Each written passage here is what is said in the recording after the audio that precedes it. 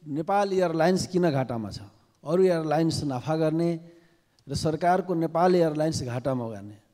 नेपाल एयरलाइन्सले आफ्नो जहाज उडाउनै सकेका छैन।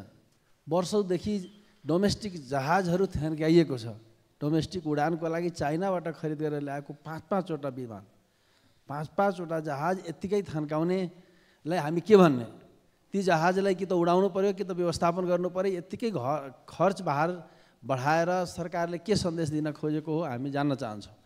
आज हामी हेरिरहेछौँ नेपाल एयरलाइन्सले कि त जहाजै उडाउने भए फुल फेजमा नउडाउने, उडाउनै पर्यो भने पेसेन्जर नपाउने ठाउँहरूबाट उडाउने भनेपछि यसमा सरकारको राम्रै लाभ आइरहेको हामी हेर्न सक्छौँ। सरकारले नेपाल एयरलाइन्सलाई डुबाएर कसलाई सेवा गर्न चाहेको हो हामी जान्न पनि चाहन्छौँ। नेपाल एयरलाइन्समा 2 टाइपका ट्रेनहरू छ। एउटा नेपाल एयरलाइन्सलाई अगाडि बढाउने मान्छेहरू पनि छ, नेपाल एयरलाइन्सलाई आफ्नो स्वार्थमा बेच्नेहरू पनि छ। सरकारको पोजिसन के हो?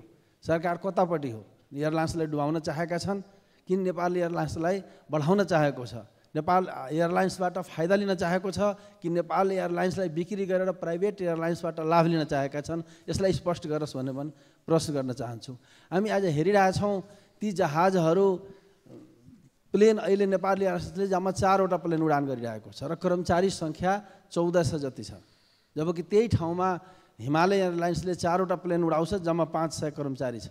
बुद्ध एयरलाइन्सले 16वटा जहाज उडाउँछ, जम्मा 700-800 कर्मचारी छ। यति एयरलाइन्सले 14वटा जहाज उडाउँछ, जम्मा 700 कर्मचारी छ। यो सबै अनुपात हेर्ने, कर्मचारी तपाईँ राख्ने र त्यसको युटिलाइज नगर्ने, त्यसलाई प्रयोग नगर्नेलाई हामी के भन्ने? आज नेपाल एयरलाइन्समा जो व्यथिति छ यसको जवाब कोसँग माग्ने भन्ने सवाल उठ्छ। सभामुखज्यू, हामी चाहन्छौँ नेपाल एयरलाइन्स एउटा सम्मानित एयरलाइन्स होस्, नाफा गरोस्, सम्मान बढाओस् भन्ने हामी चाहन्छौँ। यसको लागि आवश्यक जहाज चाहिन्छ, आवश्यक प्राविधिक चाहिन्छ।